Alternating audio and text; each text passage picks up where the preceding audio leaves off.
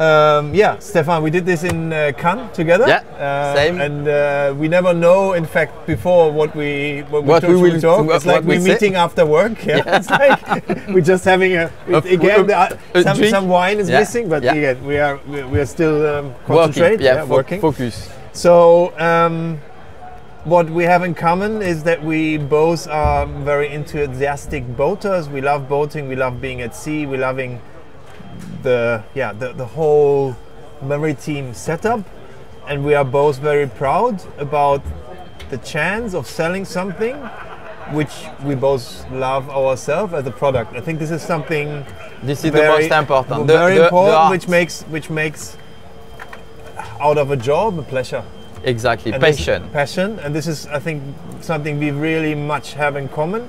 As we did a video today with Jonas, this is a very good example of a person who has the same core values. Exactly. I think is the right name for this. And every time then when a brand like Axopar brings something new, we are very nervous, because we also don't know how it will be. How it will be, because we are so proud about the product, and then it's always probably we are more nervous than an end customer on two reasons. For sure, it's also impacting our business success. So we're still business people. We're living from selling boats. So we are depending somehow on them, that they produce and develop a nice good boat. But we're also, on the other, emotionally excited if a boat is then good. Then it's another bonus, another step, another step of the business part of it. And it's good that you mentioned this, because if we go back on the presentation from today from Jan, it was I think he do exactly what we have on our mind. He said it. There was many videos and pictures from you in that video, and also from us, from Traben, from Mallorca.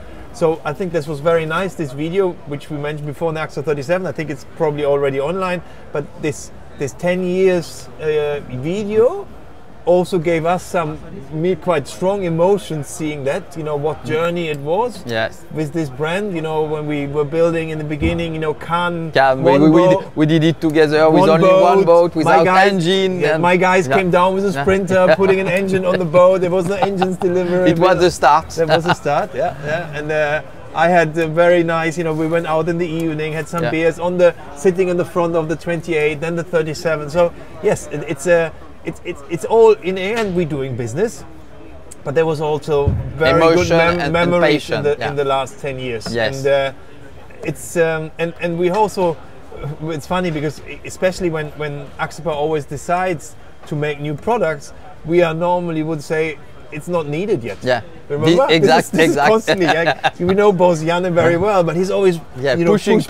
If we did remember when we get the 37 Mach 1, we were so happy at the end to get the boat, and then suddenly say, I changed the model. It's a new one. Wait. But he was always right.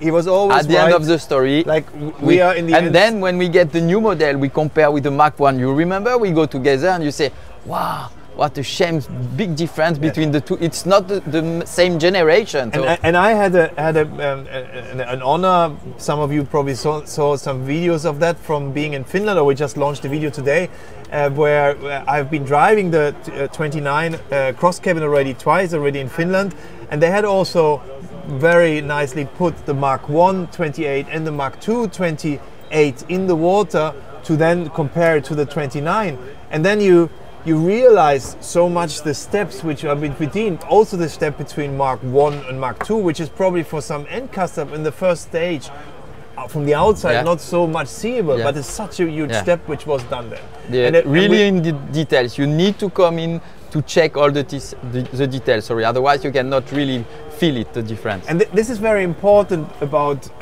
the design team in Axopar, that they not go into a boat and think about what could we still use, or could we still make this boat a little bit bigger or whatever, which many brands do. Yeah. They make out of the 26, the 28, and then the 29. 29, yeah. And all this never happened so far with Axopar. Every new model has been a new boat, and this is now new boat, new dashboard. They put everything down and create a new boat. And this is exactly what Jan mentioned when he did the presentation. It's even more difficult when you had a good model in the past to make a new model to be sure he follows a step. And then he made a good comparison on the car industry. Exactly. Which is very big because, building the first, A4 or the Golf is maybe a good example. The Golf, yeah. Golf 1, easy. Golf 2, still still okay, good, yeah.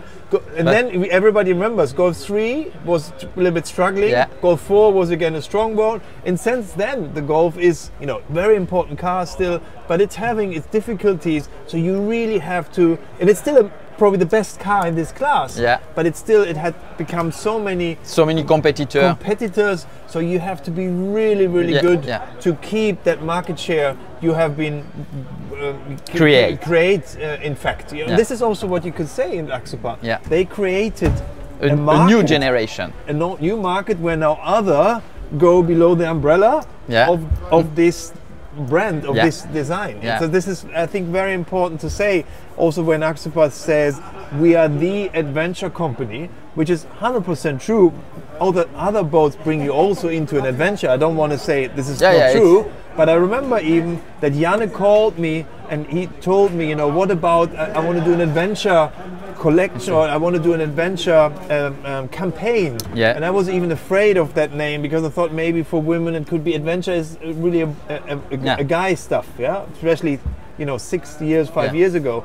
But it's really, I have to put this down, adventure is invented in the marine industry by Jan-Erik. Yeah. And this is fully his passion as well. Yeah. So that's him. Yeah, also this is video, him. this is 100% him. And now you see, adventure at companies which you probably wouldn't take for adventure. Their name is everywhere. Everywhere. So but we're sitting, not to talk too much about Axopar, we're sitting on the most expected announced boat, I would say, from Axopar since quite a while. Yeah. I would say comparable with the launch of the 45 or the 37. But even more than the 45, because the 45 is a new model, but this is the heart of the brand. Yeah. Yes. So the 28 was he built the brand. For he 2 was years, our first model. the only boat, and it made the brand for what it is. And it's also the boat which is, the most family friendly it's always been. The 37 is already a big boat. You need, the mooring or whatever. It's another world. It's another world. But the 29 footer is still a boat where people can start with and get happy and take pleasure immediately, because easy to use and not too complicated, storage, not too expensive. And also, due to how good it runs, it's still a perfect boat to use in the Med, as well in Sweden, or everywhere. Everywhere. So everywhere. It's the first. I would say that the Axopar 29 became a world boat. It's also Jan what he showed today, and I can fully underline this when it doesn't matter where I travel. I find if it's in South Africa or it is in the Caribbean. I've just been. You see them everywhere. Everywhere. Yeah. So it's a impressive journey they created when it comes to like a brand from Finland conquering the world. But let's talk about this one here. So we are sitting on a 29, and there's a complete new setup available. So we can buy the boat. These watchers who has been following Axopar for quite a while. We have normally like single seats, 4 next to each other at this area here. Around that. Followed then from an open aft deck, from a wet bar, or an aft cabin, which is probably 95%. Of the T-top boats in like Mallorca and Germany, it's like because everybody would like to have the cabin and the sunbed on top, because the cabin gives the sunbed. You have the storage. So this is the modularity, and now we're having the aft cabin is still available, which now changes in additionally to a combination out of a multi-storage, which we know from the 37. So multi-storage and aft cabin are one product now. We will show that later on the cabin. And we're having here now a new configuration which I quite like, which is the the U sofa. Yeah. Where which is very changeable, and we're still having an aft deck. And what is nice, we are a little bit away from the engine. Yes. Instead of sitting and in the center of gravity of the boat. Yeah. So very little movement. So similar to a 37, where I have the bench like this and the table. We can turn these two seats. And what I like very much, I have a corner. Yeah. Because in a corner it's always cozy. nice to cozy to sit. And I can even, into the direction of driving, sitting here, having my legs up, have a huge table, which is big table, which is lowerable. Yeah, which is lowerable to like you can lower it down, but it's a huge table and can be transformed as a cushion to a cushion, sunbed completely. Sunbed, yeah. And then we can move this one to the front. To the front, yeah. So we can neither lie facing this way while driving, or sometimes it's also nice to face backwards. Yeah. What Axopar also, I said it probably already twice today in other videos, but I'm 100% sure about it, because I remember that when they decided to take the cab, which was a little bit ambitioned, on the first sun top, the T-top was already out, so there was the cabin, then there was the T-top. And then Janne and I think this time even Zachary, they decided to make the sun top a cabin roof. So it still had all the design inside. You could see where the windows came. And we were quite afraid, to be honest. It was at that time, quite heavy roof. It looked like it had a base cap because it was a bit long in the front. Too long, you can see that in the old design. And then made a cut out and put canvas in. Yes. Which up to then, I think on a boat of this size, we never seen. The only roofs like this I've seen before was on big yachts. Yes, on the flybridge. On the flybridge, exactly. US style a little bit. They have this sun top on the top, on the flybridge, but this is then the construction which costs probably the same money like the whole boat, which is then electric opening and closing. So they first of all made the sun top, and then when they made this change into the Brabus line roof, they made it a little bit slimmer, and then started also to integrate the electric opening and closing, which was also at this point I would say quite unique. And now they made the step to put this even on the 29. On the 29, so probably also very little boats of this size which have a complete openable sun top and a very long roof, because we are still now sitting, the whole U sofa is fully protected. So without even putting sunshades up, you're still not protect. You're not exposed to the sun. So this is very little boats who have that on this side. The other manufacturer we also sell has it as well, but there's not very many having this. It will come probably situation, because every time you need to put the sunshade up, it's more complex. You can't drive with this and so on. Good steering, because it's all about driving. We go even down. That's also typical Axopar. We are standing here even below the waterline. Or at the waterline, I don't know exactly, but very close to. Very close to. Both very close to. The effect we're having there is that we feel very safe because we have low center of gravity, like in a race car. Everybody knows, if you take my T6 into a racetrack compared to, a low center of gravity like a Porsche, doesn't matter how many horsepower I have, I will lose. Exactly. And the same is on the boat. Yes, same. People always forget this somehow. When they buy boats, they look at them, they look modern, they look sportive, so they think they are sportive, but in the end, they are not.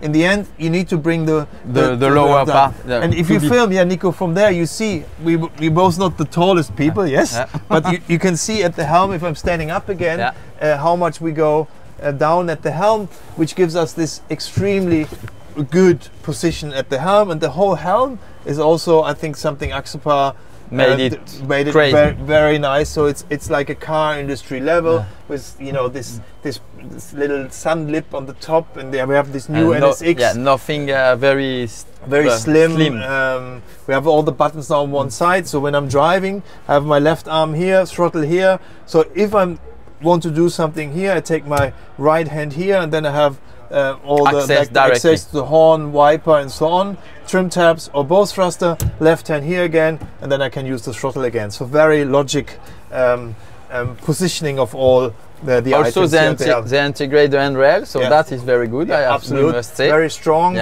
very good visibility to the front. big wiper. No, very nice helm. We have, like we had before, we have the can turn, and we have the fridge fridge, below and sink. And the sink below. Yes. Let's go on the front deck. Also, they integrate some small storage, which we have not in the past. So this very is nice. Small details, but very important. And what is very nice is the step and the step. handrail in the roof. Exactly. If you grab, there you can hold, and then. And I can do board. that here. Very easy to come in and out. And you can grab. There's a water drain or like a rail up here, so you can really grab this. And here become the surprise. So in we shouldn't compare that boat all the time, but the surprise is that we have the same. Yes, like nearly like on the 37, like a big space on the front with the table. So we have two separate social space, as we mentioned, in the center of the boat, but we can still have it also on the front.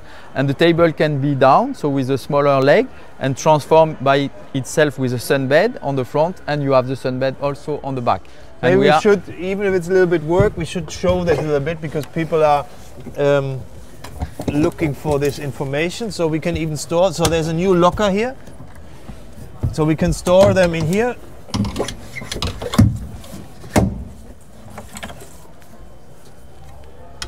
So this is all very nicely done. So we take this cushion out. So what I would like to show, there's even two positions you can put it. So we can do the front position, like we do it now. So you just screw them in. Yeah. Put back the table. Let's look. We find the right position. So we have the cushion. We don't finally install it, but just to get the feeling. So you can lie here. There's two. We have, this is a little bit higher at the anchor box, like a cushion. We can. Oh, your glasses. Yeah, it's okay. Still alive. We can, have a good time on here. Huh? Yeah. Like have a nap and just pass away. But while you're driving, this position is not very nice because you can't lie down. Yeah. You can sit here still. Yeah. But this is something is missing for the legs. You could put your legs up here, which works. But we can then as well take this table. Oh, you moved this? Yeah.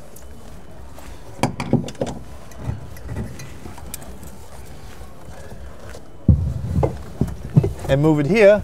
And this is not finally to be fixed now, but now we're having, like on the 37, where we can sit with two people facing forward and having like a leaned sunbed situation. So one with the more, foot up, yeah, and you can still pass here.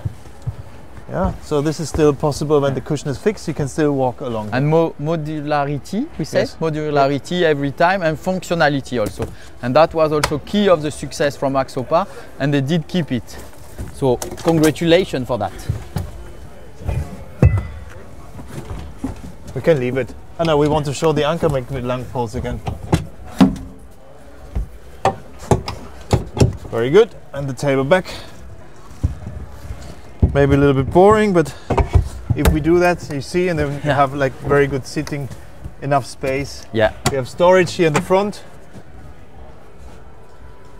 With shore power connection, electrical panel. And then also the cushion can stay on here. And we have a proper anchor box with horizontal winch. That's really nice now. That was on the 28 always a little bit tricky because the winch was like on the vertical surface. Position, this I like much better. Yeah, me too. It will be much more easy. And all the hatches are vacuum infused, so very well done. Your glasses. And then this is a surprise here. So we don't have an aft cabin. We have a big U-sofa in the back. We're still having storage to put on a wakeboard or store something in the back, even a bike or whatever you want to carry. And then you're going here, and you're having a cabin in the front. And I just bring myself in. So now it's put into a bed setup. So which is changeable.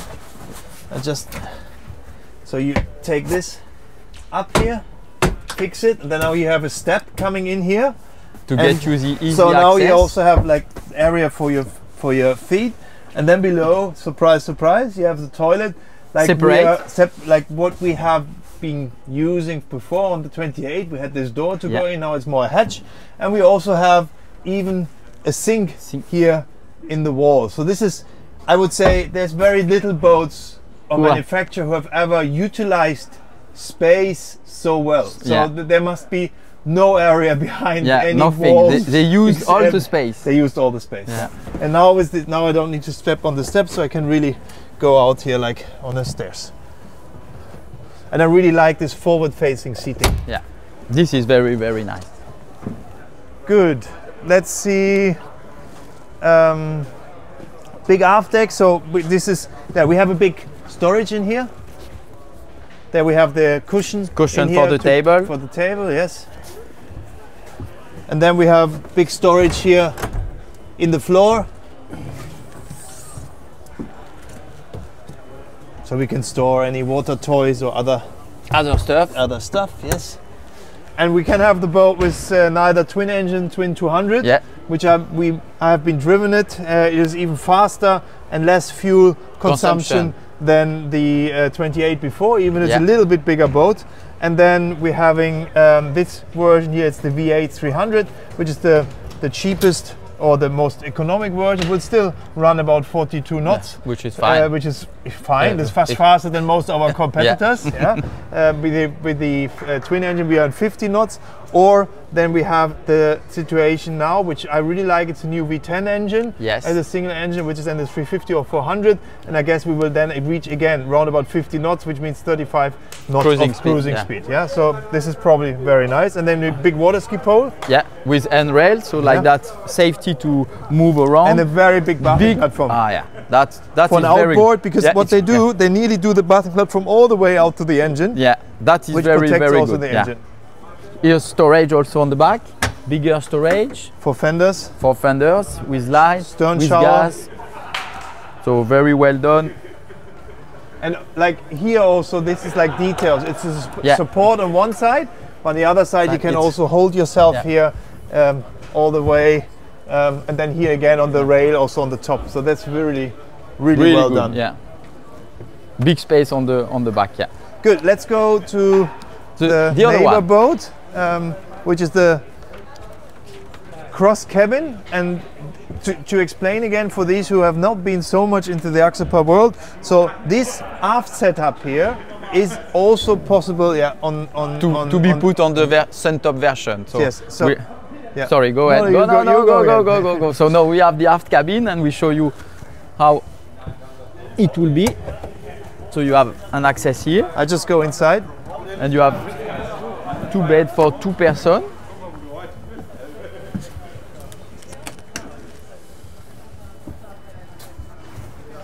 So I'm coming now from the inside into this aft cabin. Lie down here. I have ventilation in here. So this is like a proper room to sleep, but I can also use it if I take, probably 10% of the time you sleep in here.